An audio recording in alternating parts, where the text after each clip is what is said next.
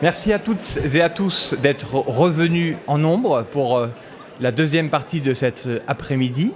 Alors on a terminé la première partie effectivement avec peut-être parfois tout petit peu plus de questions que de réponses. Est-ce qu'on doit être inquiet ? Est-ce qu'on doit être confiant ? Je ne suis pas sûr d'avoir choisi mon camp à ce stade. Et surtout, est-ce qu'on peut se payer le luxe de rester aujourd'hui cantonné au ciel des idées pures ? Je crois que la réponse sur ce point-là a été donnée. La réponse est plutôt par la négative.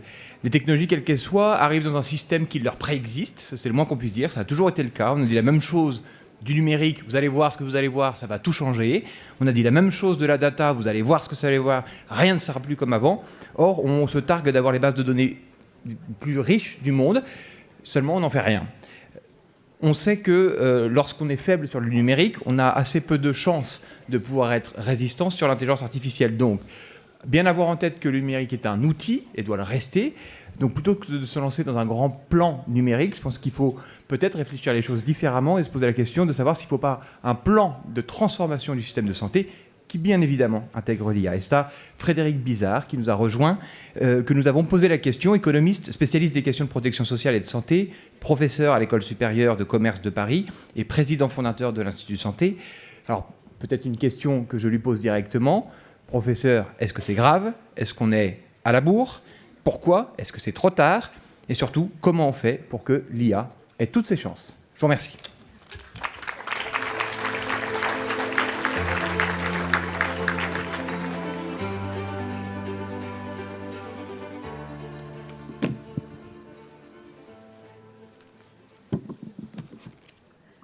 Bien, bonjour à toutes et à tous. Merci, chère Elisabeth Hubert, de m'avoir invité. Merci à la FNEAD. Alors, je vais essayer en 2 temps un peu de répondre à votre question. Première, on va se concentrer en effet sur la transformation du système de santé.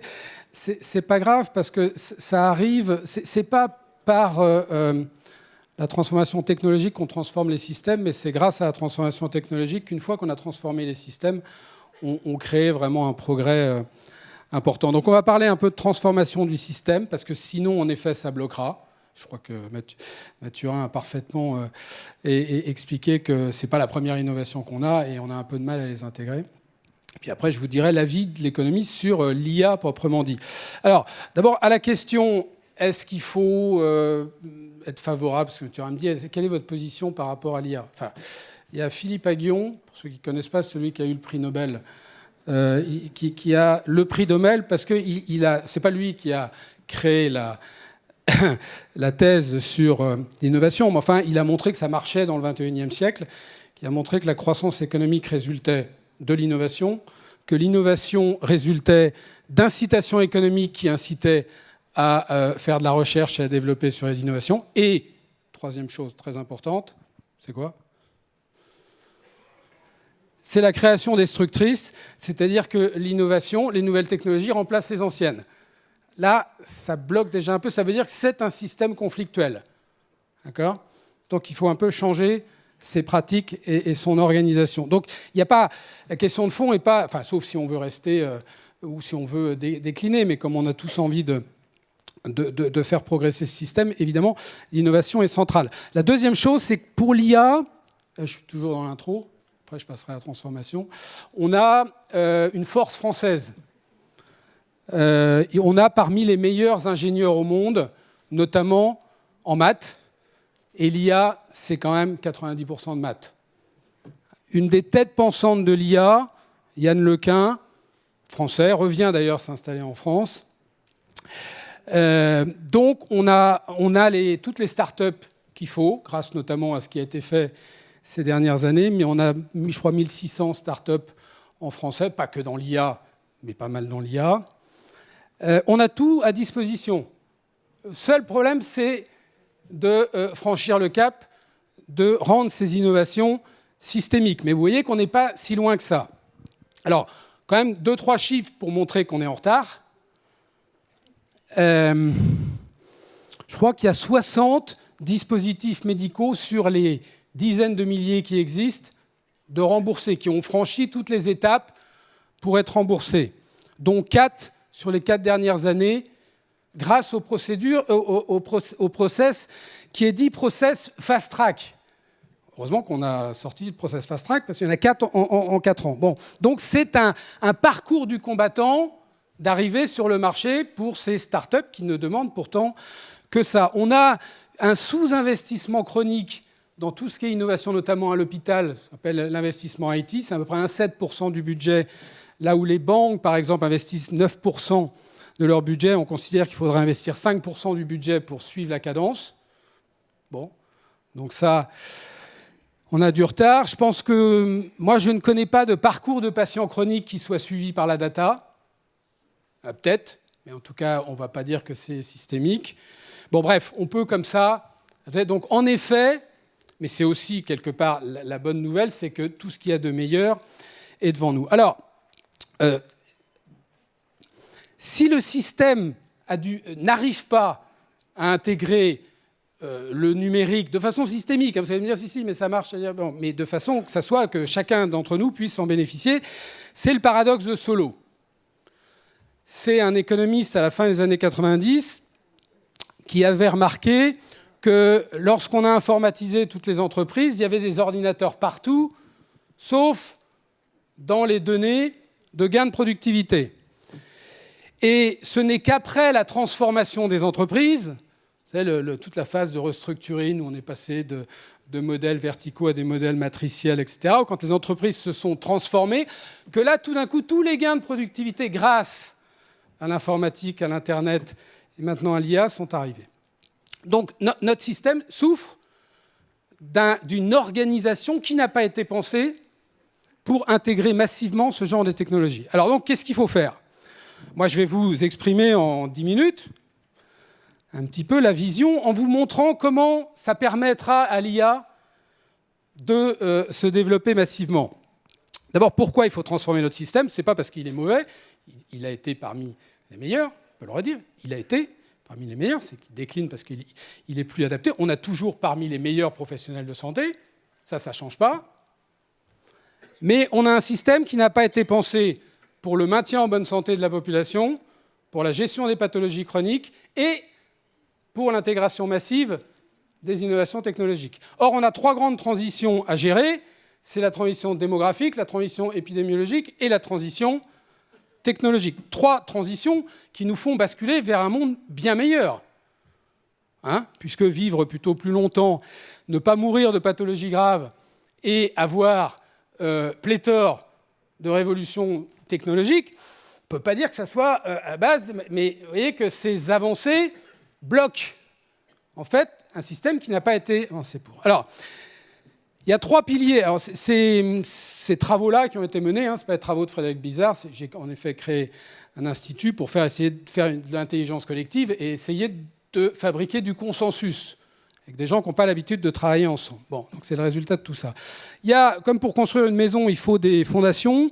Il y a 3 piliers dans le nouveau modèle. Ça, par contre, quelle que soit la déclinaison que vous en faites, vous devez les avoir. Un, c'est rénover la gestion du risque.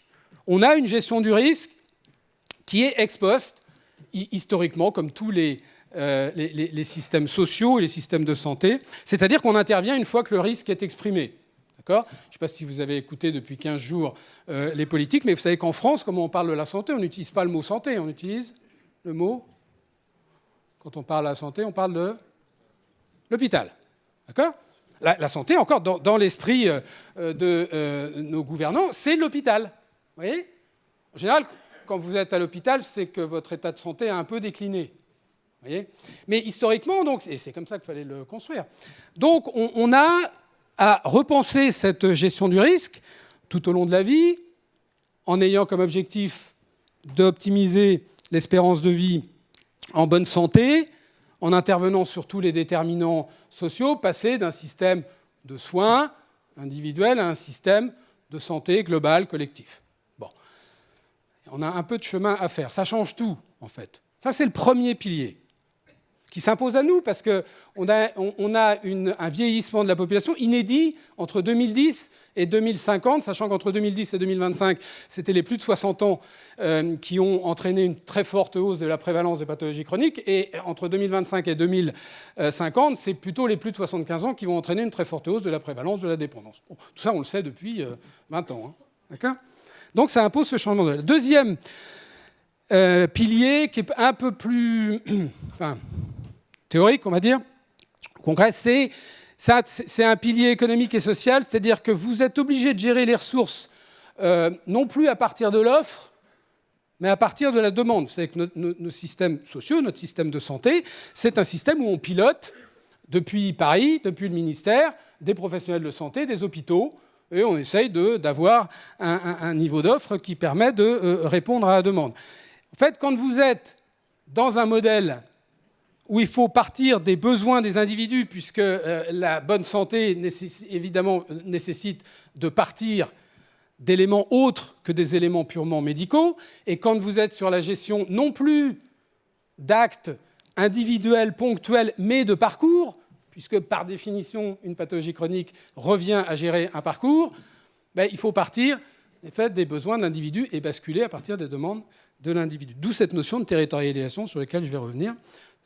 Et le troisième pilier, c'est de renforcer la conscience sociale du risque. On a tous grandi, la plupart de ceux qui sont là, dans un monde où on vous disait « ne t'inquiète pas pour ta santé », quand tu seras malade, tu iras voir un médecin, mais ce n'est pas véritablement ton affaire personnelle. Okay ? Ce qui fait qu'évidemment, on a une perception de ce risque-là comme étant un risque qui n'est pas extrêmement lié, même si tout ça est relatif, à des comportements individuels et surtout à une action pleine et entière des individus. Donc ça, forcément, au XXIe siècle, c'est un truc c'est quelque chose qu'il faut changer. Comment on le change ? Éducation à la santé, démocratie sanitaire et sociale, et financement lisible. Alors, ça, ce sont les trois piliers. Vous voyez que pour le premier pilier, on a vraiment besoin de l'IA. Pour le deuxième, on a vraiment besoin de l'IA. Et pour le troisième, on a vraiment besoin de l'IA. Je vais vous expliquer comment est-ce qu'on peut faire. Ce nouveau modèle, il se décline sur trois piliers, enfin sur trois axes, plus exactement. Gouvernance, organisation des acteurs et financement. On a une gouvernance qui est faite d'un État ultra-interventionniste jusqu'à l'organisation des soins dans les territoires, mais qui n'est pas stratège.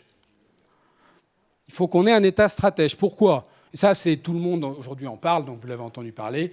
Il faut une pluriannualité, il faut une loi de programmation. Mais si on ne le fait pas, et il y a eu, je vois qu'il y a Agnès Buzyn qui est là, qui avait fait, il y a eu depuis 10 ans, 15 ans, c'était un discours du Premier ministre 2014 qui était extrêmement, qui avait dit tout ce qu'il fallait faire pour, c'est-à-dire basculer vers une vraie approche stratégique pluriannuelle. On a fait une stratégie 2018-2022 avec l'ancienne ministre qui est ici, mais on n'a pas été tellement plus loin aujourd'hui. Pourquoi ? Parce qu'on a un État qui n'est pas organisé aujourd'hui pour être stratège. On a des agences ici et là, on a un ministère, mais qui est le pilote stratégique pour faire de la prospective ? Il n'y en a pas, et surtout, il n'y a pas une organisation pour avoir une vision de santé publique, parce que vous avez compris qu'on passait d'un modèle de santé individuelle vers un modèle de santé publique, pour véritablement savoir quelles sont les priorités que je veux donner à 5 ans dans ma santé publique. Donc, nous, ce qu'on pense, c'est qu'il faut 2 pôles. On a Santé publique France, il faut renforcer considérablement Santé publique France et fusionner tout ce qu'il y a autour. Je n'ai pas très bien compris les rôles de l'HCAM, compris de l'HCSP, qui sont faits de gens absolument remarquables, parce qu'on a tout ce qu'il faut en France. C'est de la restructuration, mais on a bien vu qu'il a fallu qu'on crée un comité ad hoc au moment du Covid, donc manifestement, ça ne fonctionne pas très bien quand on fait un stress test. Et puis, il faut un pôle d'évaluation des produits et du système de santé avec une HAS très sensiblement renforcée.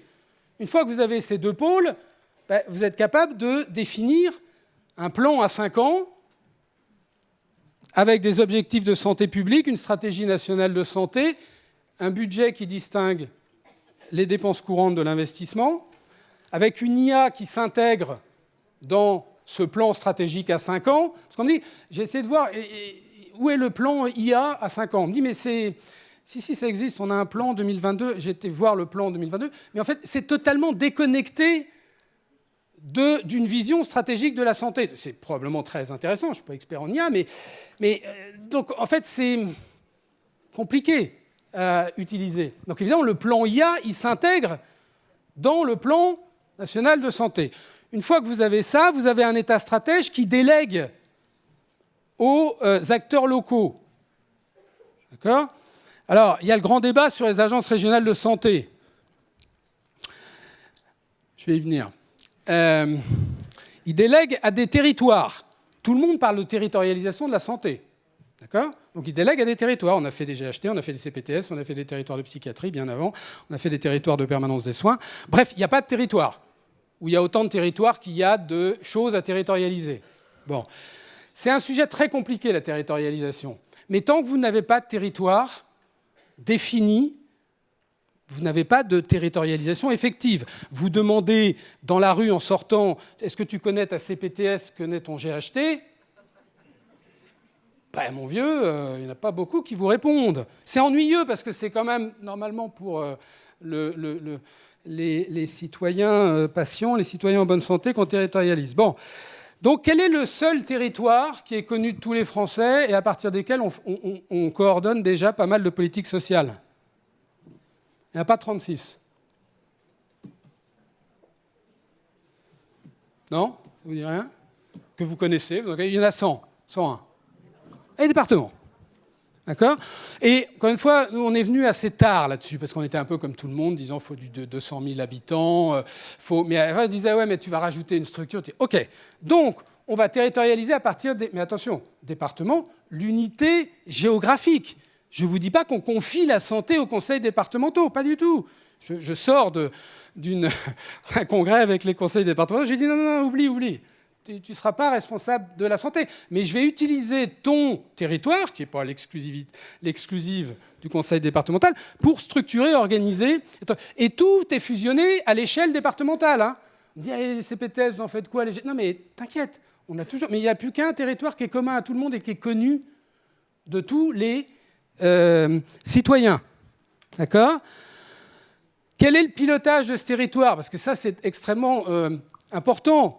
Nous, on propose un parlement départemental de santé. Pourquoi ? Parce qu'il faut que vous, HAD, médecins de soins primaires, médecins, participiez au pilotage opérationnel des départements. Donc, on a pensé un système de collège qui permet aux professionnels d'être représentés, aux élus locaux d'être représentés, aux associations d'être représentés, aux ordres d'être représentés. D'accord ? Les outils existent, hein. Diagnostic territorial de santé, donc diagnostic départemental de santé, projet territorial de santé, projet départemental. Donc on a créé les outils. Il n'y a plus qu'à leur donner une fonction. Et évidemment, contrat territorial de santé. Je ne rentre pas dans le détail, on n'a pas le temps là, mais à l'intérieur de ce territoire, qui est mon département, qui est commun et unique à tout le monde, j'ai des contrats thérapeutiques pour les patients ALD, parce qu'il faut organiser les parcours, dans lesquels j'insère l'usage de l'IA de façon systémique. Et ce que l'on propose en matière de prévention, c'est un compte personnel de prévention. Il y a une chose pour laquelle on a fait la bascule, c'est le seul risque sur lequel, et ça s'est ressenti en matière de risque social, moi je travaille sur tous les risques sociaux, c'est en 2018, quand on a mis 15 milliards d'investissements avec un compte personnel de formation. Et ce qu'il y a de commun entre le travail et la santé, c'est que ça fait partie du capital humain, compétences, santé. C'est les deux composantes majeures. Et en fait, il faut faire comme ce qu'on a fait pour le travail, c'est réarmer les individus en matière de compétences pour gérer leur santé. C'est pas parfait, le compte personnel de formation, mais ça marche plutôt pas mal quand on a vu la courbe du chômage. Voilà en matière de gouvernance. Donc après, est-ce que vous voulez garder les ARS si on tient vraiment aux agences ? Pourquoi pas ? Moi, je pense que quand vous venez en soutien de territoires qui sont pilotés par les acteurs, sans revenir sur les DRAS, les DAS et les choses, mais les préfectures sont pas mal positionnées pour le faire. Pourquoi ? Parce que c'est ce qu'elles font pour toutes les autres politiques publiques. D'accord ? Et elles connaissent beaucoup mieux les territoires qu'une agence qui vient Comme ça, seule chose. Maintenant, si on veut garder les agences, qu'on les garde, sous réserve qu'elles ne se substituent pas aux acteurs dans la responsabilisation de la gestion opérationnelle du système. Deuxième chose sur le financement. Et après, je passe à l'IA. Pour vous montrer juste quand même, c'est des réformes un peu structurelles, mais qu'on peut faire demain matin. Quel est le problème de notre financement aujourd'hui? C'est que vous avez en fait un assureur privé qui complète un assureur public, ce que personne au monde ne fait. Et ce qui fait que quand vous avez une appli d'IA, moi, on me sollicite souvent, on me dit on aimerait avoir votre avis sur le financement de notre appli. Est-ce que vous croyez que c'est la sécurité sociale ou est-ce qu'il faut plutôt que j'aille voir les mutuelles? En fait, tu sais, il n'y a rien d'écrit. Hein. Tu commences par celui que tu veux. Donc, vous avez un système assurantiel public qui est en charge de la solidarité verticale et horizontale du système, auquel on a ajouté un assureur privé qui donne le sentiment qu'on va vers une santé sans reste à charge, puisque c'était l'objectif de beaucoup de politiques de dire on a le reste à charge le plus faible au monde. Le seul problème, c'est que ce système, il est devenu absolument illisible, il est devenu très coûteux, et surtout, on fait de deux poids lourds potentiels du financement, un public, un privé, plutôt un problème qu'une opportunité. Donc, faisons comme font tous les pays, distinguons les champs d'intervention des deux financeurs en leur donnant des rôles différents. C'est pas très compliqué, hein. On ne va pas donner le rôle de l'assureur privé, sauf à aller vers un modèle américain, comme financeur principal des dépenses principales médicales. Vous voyez ce que je veux dire? Donc, ce n'est pas très compliqué. Mais il faut distinguer les deux. C'est la chose. Okay, un contrat supplémentaire santé-privé. Et ça, c'est très important parce qu'en fonction du type d'IA, vous avez une IA financée par l'assureur public et une IA financée par l'assureur privé. Il y a peut-être d'autres façons de faire, de décliner ces trois piliers, mais ce qui est sûr, c'est que si vous ne basculez pas vers un modèle qui est fort dans le maintien en bonne santé, je rappelle que 100% de l'espérance de vie des femmes depuis 20 ans s'est faite en mauvaise santé. Hein, espérance de vie en 2004, en bonne santé des femmes, 63,7 ans. Espérance de vie des femmes en 2023, en bonne santé, 63,4 ans. Pas mes chiffres. Bon. 2 ans et demi de hausse d'espérance de vie, 100% en mauvaise santé. Bon. Si vous avez un autre système pour le faire, si vous avez un autre système pour gérer des pathologies chroniques de façon extrêmement efficiente, et si vous avez un système pour diffuser massivement et rapidement toute cette technologie-là, en tout cas, c'est le bon système. Alors, l'IA. Moi, l'IA, j'ai une démarche assez socratique avec l'IA. Hein. C'est que je me dis d'abord, tout ce que je sais, c'est que je ne sais rien. Bon. Mais j'écoute les gens, les Lequin, les Altman, les Bengio, enfin bref, ceux qui ont inventé un peu le deep learning, qui sont depuis 40 ans dans ce truc qui est d'une complexité sans nom, et je suis plutôt quelqu'un qui aime bien les maths. D'accord ? Qu'est-ce qu'ils disent en dehors de la santé? Ils disent que c'est potentiellement une révolution, alors avec l'Internet et autres, mais aussi importante que l'imprimerie. C'est-à-dire dans la capacité de décupler les savoirs, c'est quelque chose qui est potentiellement absolument phénoménal. Vous savez que l'imprimerie, c'est ce qui a permis à l'Occident de reprendre le leadership, mais ça a créé quand même pendant 200 ans les guerres de religion, parce que vous savez quel était le premier livre qu'on a imprimé massivement? La Bible.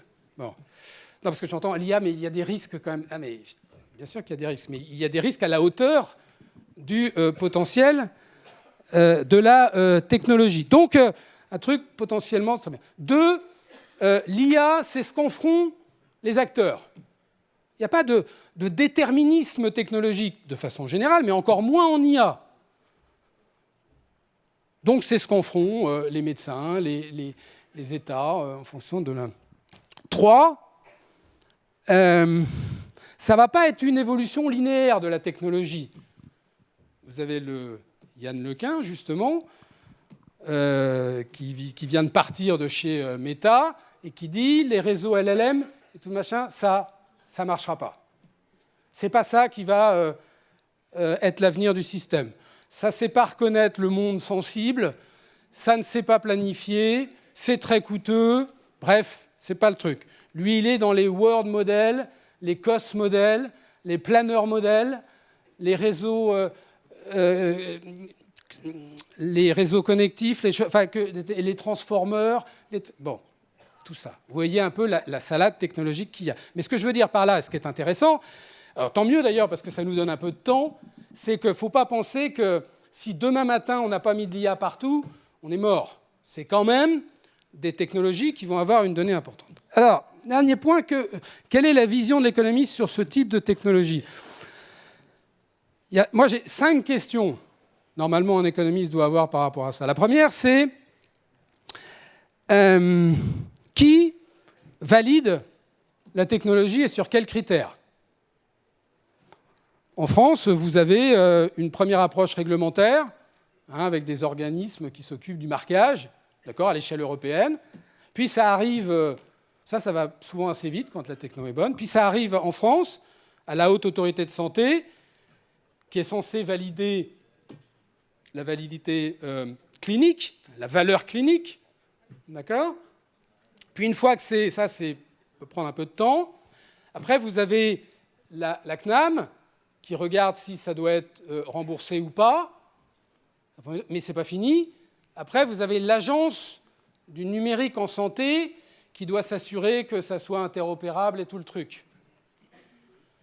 Aux États-Unis, guichet unique, FDA, déposez le truc, vous avez ça en quelques semaines. Et je ne suis pas... c'est pour fondeur du modèle américain, je suis pas en train de... mais pour vous montrer, parce que alors, vous allez me dire c'est facile, c'est un État fédéral et autres, mais juste quand même pour montrer. Donc là si on n'optimise pas ça, on a du mal. Deuxième question, donc on a un vrai problème d'accès au marché, hein, les entrepreneurs vous le diront mieux que moi. Il y avait un article ce matin dans Les Échos sur l'ICA, vous voyez, l'ICA qui est une appli, je crois, de télésurveillance qui a mis, depuis 2018, ils ont ça, donc 2025, ils ont mis 7 ans pour avoir le remboursement, mais une autorisation temporaire pendant 1 an. Il explique toute la galère du truc. Manifestement, c'est une bonne appli sur le truc. Bon, donc ça, là, il y a une première chose qu'il faut regarder. Deuxième chose, c'est qui finance quoi et comment. Alors, il y a une chose où on est bon, et ça se voit dans l'écosystème, c'est le système BPI, où l'État finance. BPI a à peu près financé la plupart des startups. Et ça marche très bien, ce qui fait que cet écosystème de la French Tech est quand même extrêmement puissant. Mais alors après, là, je vous le dis, c'est un problème. Mais l'assurance maladie a plutôt, et ce n'est pas l'assurance maladie ceux qui le contrôlent, c'est dans la réflexion, fait plutôt des innovations un problème qu'une solution, parce que ça coûte de l'argent. Et comme on a une approche gestion de stock, 2 secondes d'économie de la santé, c'est que le problème qu'on a, c'est qu'en fait, on gère un stock, on ne gère pas des flux. Vous savez qu'en économie, on ne raisonne qu'à la marge. On devrait se dire, qu'est-ce qu'il faut que j'apporte comme nouvelles dépenses pour avoir un maximum de rentabilité, ce qu'on appelle la rentabilité marginale. Nous, on ne raisonne pas comme ça. On dit, quel est le stock que j'ai, et du fait que j'ai une hausse des volumes, j'ai forcément une hausse de ce stock, et donc je regarde après ce que je dois financer. Et à chaque fois, je dis, mais non, mais je suis désolé, il faudra que tu reviennes l'année prochaine parce que je ne peux pas intégrer dans l'année d'après ton truc. C'est dommage parce que le truc, il faisait faire, c'était lui le plus rentable pour le système. Vous voyez ce que je veux dire ? Donc ça, c'est un problème de... Bon.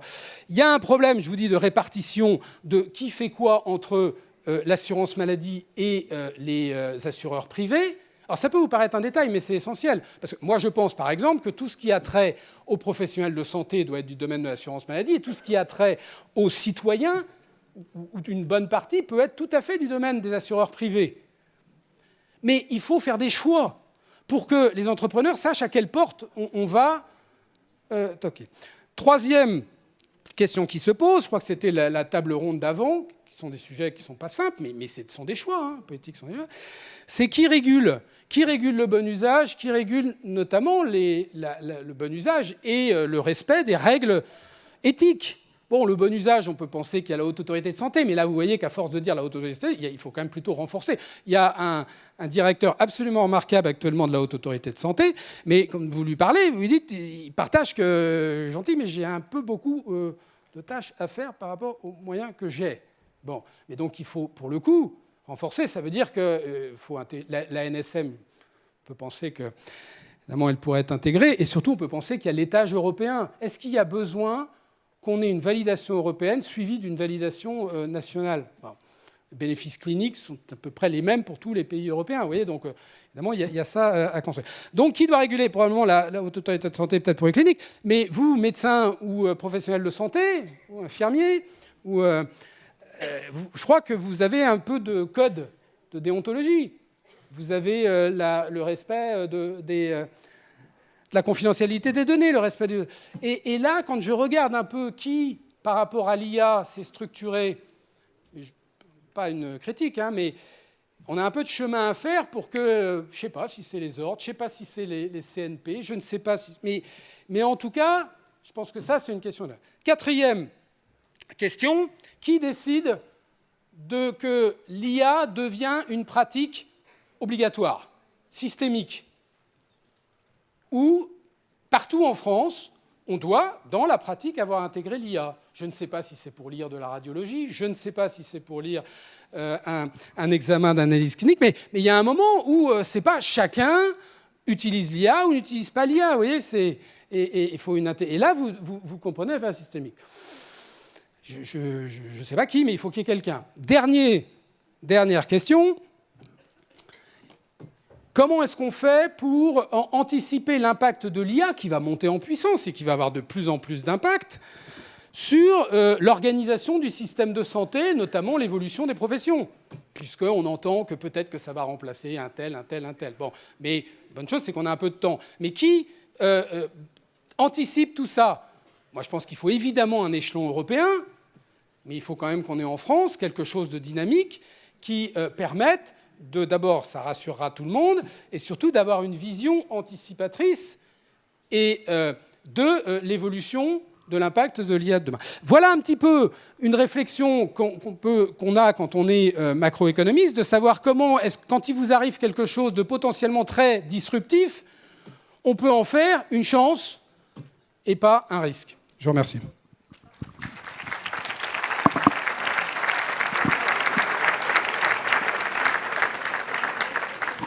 Bien, merci à Frédéric Bizard, et le temps s'égrène, et je vais inviter les intervenants de la dernière table ronde que j'ai à nouveau l'honneur d'animer pour une partie à me rejoindre. Monsieur